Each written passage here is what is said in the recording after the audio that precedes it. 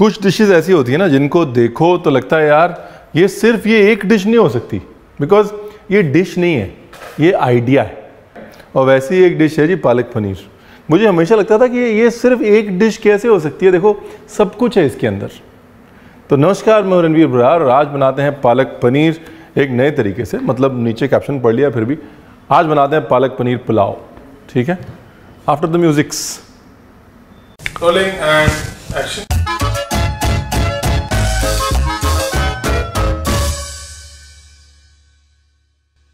तो जी पालक पनीर पुलाव बनाने के लिए आपको चाहिए पालक, पनीर और चावल।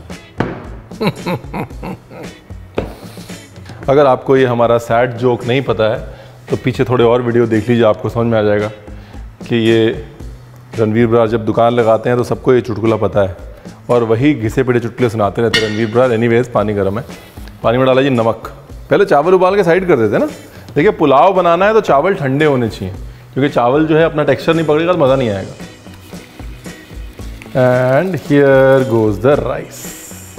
गैस एकदम फुल, जब चावल डालें तो गैस एकदम फुल और पानी एकदम खौलता, अंग्रेजी में जैसे कहते हैं रोरिंग बॉयल। कभी भी कुछ स्टार्ची पकाएं ना, चाहे पास्ता पकाएं चाहे चावल पकाएं, उसको पहले एकदम गर्म पानी में खौलाएं, रोरिंग बॉयल बोलते हैं ना हम लोग। उसके बाद पानी धीमे करें, उससे एक तो राइस अच्छा आता है और दूसरा चावल बराबर पकता है। It's very important to do that. देखिए ऐसे अभी खौल गया पानी, ये देखिए खौल गया ना। तो अब गैस कर दी स्लो और लगा दिया ढक्कन, ठीक है। और ये छन्नी जो है निकाल के रख लेता हूँ ट्रे के साथ। पानी फेंकेंगे नहीं ना, वो क्या है, पानी अभी हम पालक को उबालने के लिए इस्तेमाल करेंगे। Why waste flavour.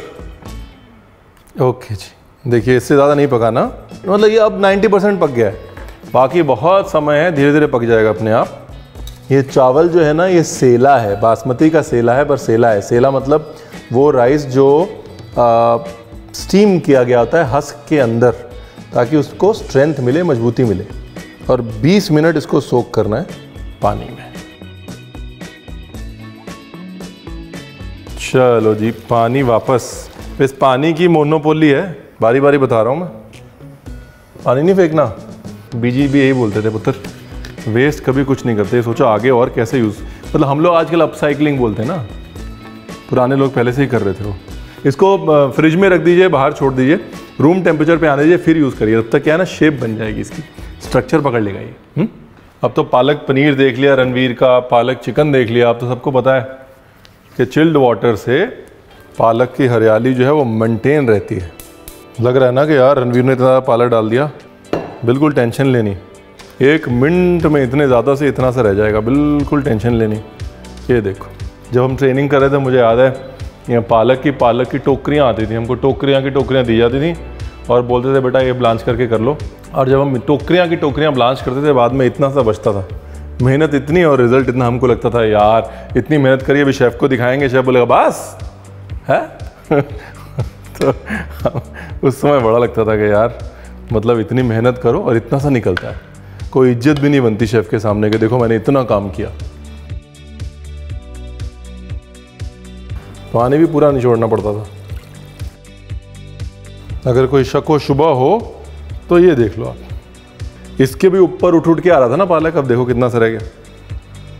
फिर मजाक थोड़ा ना कर रहा था मैं। अब ये पालक का बनाते हैं जी पेस्ट, ठीक है। पेस्ट बनाते समय अगर ज़रूरत पड़े थोड़ा तेल थोड़ा ठंडा पानी डाल लीजिए बस। अभी क्या करना है, देखो जी पालक हो गया, ठीक है, चावल हो गया, पनीर रह गया और तड़का रह गया, राइट। तो पनीर वाला काम पहले निपटा देते हैं। आमतौर पे हम क्या कहते हैं कि भाई पालक पनीर पुलाव मतलब पनीर को काटो और डाल दो, बस हो गया पालक पनीर बना के। लेकिन जैसा मैंने कहा कि palak paneer is not just a dish, it's a concept. कोई भी जो अच्छा शेफ़ है वो यही बोलेगा कि डिश का सार समझिए। एक बार आप सार समझ गए तो फिर उसके बाद आप उसको इज्जत पूर्वक कहीं भी लेके जा सकते हैं। अब इस पालक पनीर पुलाव का सार हम समझ गए कि पालक का रंग होगा, पालक की ताजगी होगी, पालक पनीर वाला जो मसाला है वो होगा और पनीर की रिचनेस होगी। अब इसको हम लेके जाएंगे मोतिया पुलाव की तरफ। मोतिया पुलाव क्या होता है? मोतिया पुलाव में होते हैं छोटे छोटे मोती जो कभी मीट के होते हैं, एक्चुअली ज़्यादातर जो है वो गोश्त के मोती होते हैं, और वो छोटे छोटे कोफ्ते जो हैं या कोफ्तियाँ जिसको हम बोलते हैं, वो चावल के साथ में टॉस कर दी जाती हैं, पका दी जाती हैं। अब इसमें चाहें तो आप ऐड कर सकते हैं वो क्या बोलते हैं उसको हम लोग, फ्रेश ब्रेड है, ताकि बाइंडिंग भी आए, लचीलापन भी बना रहे। चाहे थोड़ा सा रवा ऐड कर सकते हैं, थोड़ा सा घी, क्यों, मैं वो रज़ाइयत रिचनेस जो बोल रहा हूँ ना, वो तो घी से ही आएगी ना, इसलिए थोड़ा घी। अब इसमें ब्रेड क्रम जो है वो अपने हिसाब से डालिए आप। जैसे यहाँ पर चूँकि मलाई पनीर था, सॉफ्ट था, तो यहाँ पर मैंने आधा किलो मलाई पनीर में लगभग 4.5 से 5 टेबलस्पून ब्रेड क्रम डाल दिया है। ताज़ा ब्रेड क्रम, ताज़े ब्रेड क्रम में पानी होता है, लेकिन ताज़ा ब्रेड क्रम लचीलापन भी देता है। अभी क्या करना है, अभी कोफ्तियाँ बनानी है, ठीक है। तो समझना क्या ज़रूरी है, समझना ये ज़रूरी है कि जो हम रिचनेस कर रहे हैं वो मुलायमपन बहुत ज़रूरी है पनीर के अंदर। अगर आप मलाई पनीर को बाइट करते हैं तो अंदर से मुलायम होता है ना, वो मुलायमपन इसके अंदर रहना चाहिए, चाहे आप पनीर के मोती बनाएं चाहे क्यूब्स काटें, राइट।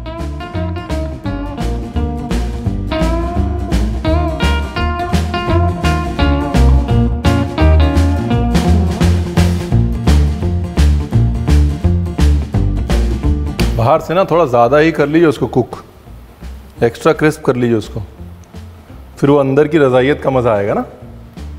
नाइस,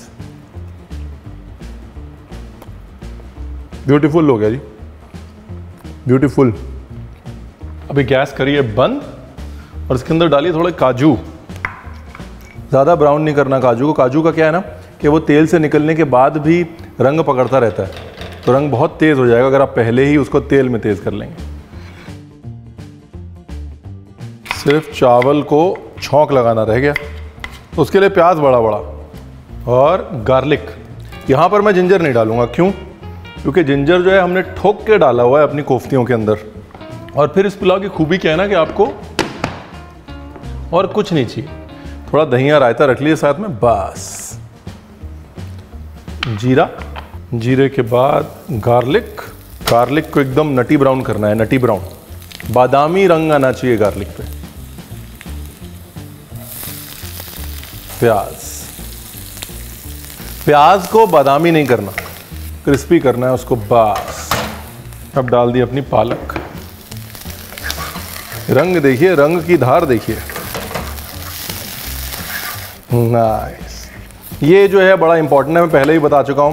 पालक की खराश जो होती है, रॉनेस, उसके साथ प्याज की मिठास और मखमलीपन दोनों बहुत ज़रूरी है, टेस्ट के लिए भी और टेक्सचर के लिए भी। इसलिए पालक और प्याज की भुनाई बड़ी ज़रूरी है। और एक और चीज़ बड़ी ज़रूरी है, बिल्कुल 10 दाने शक्कर के और नमक, और ऊपर से फिर थोड़ा सा घी रूखेपन को काटने के लिए। Black pepper is everything in this dish. अभी क्या रह गया, चावल। तो ये जी वो चावल हैं जो हमने बॉईल किए थे, एंड हियर वी गो।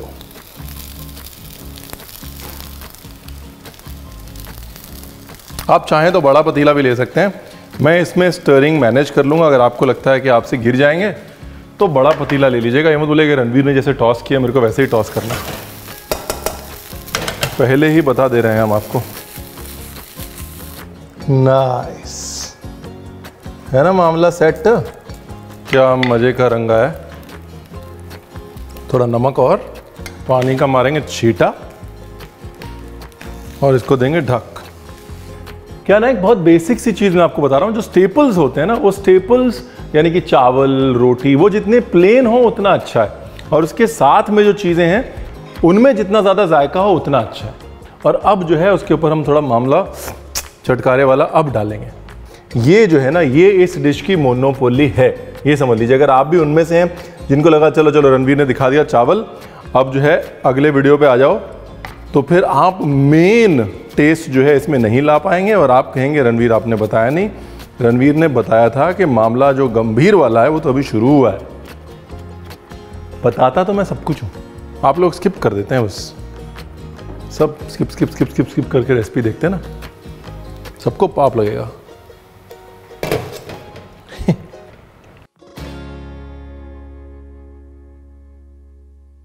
थोड़ा घी, थोड़ा तेल। जिन्होंने स्किप किया ना वीडियो उनको बता देना नीचे कि ऐसा नहीं है कि सिर्फ हरे चावल बनाने की रेसिपी है। लोगों को क्या होता है ना कि आप अगर किसी को एक नई डिश खिलाते हैं तो वो डिश उसके लिए ज़िंदगी भर की मेमोरी बन जाती है। अब वो अच्छी मेमोरी हो उसके लिए छोटी छोटी बारीकियों पे ध्यान देना बड़ा ज़रूरी है। काजू, हमारी कोफ्ती, नमक, थोड़ा सा चाट मसाला। आया ना चटकारा? अब समझ में आया आपको कि मैंने क्यों वेट करवाया इतना। थोड़ी सी लाल मिर्च, बिल्कुल थोड़ा सा पानी का छींटा। अगर चाहें तो हल्का सा नींबू निचोड़ सकते हैं, मैंने चाट मसाला डाला है। और ये क्या, हरा धनिया। ये जो कोफ्तियाँ हैं ना, इनको आप चाहे तो बेक भी कर सकते हैं, एयर फ्राई भी कर सकते हैं। यहाँ पर अगर आप बहुत ही लेज़ी हो रहे हैं तो आप पनीर के क्यूब्स काट के उनको भी फ्राई कर सकते हैं। लास्ट में ऐसे तड़का मार दीजिएगा क्योंकि सारा जायका जो है वो अभी आएगा। गैस करिए बंद और प्लेटिंग की करिए तैयारी।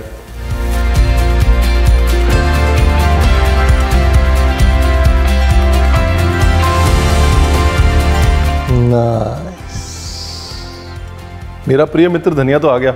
दूसरा इसमें पता है क्या है, वो अगर मक्खन है ना, मक्खन थोड़ा थोड़ा मक्खन डाल दो ऊपर बीच बीच में। मुझे पता है आप रणवीर को वही बोलोगे ना, रणवीर धनिया मक्खन घूम फिर के वहीं पहुंच गया। अच्छी लग रही है कि नहीं? दिल खुश हुआ कि नहीं? हो गया ना? तो बनाइएगा जरूर।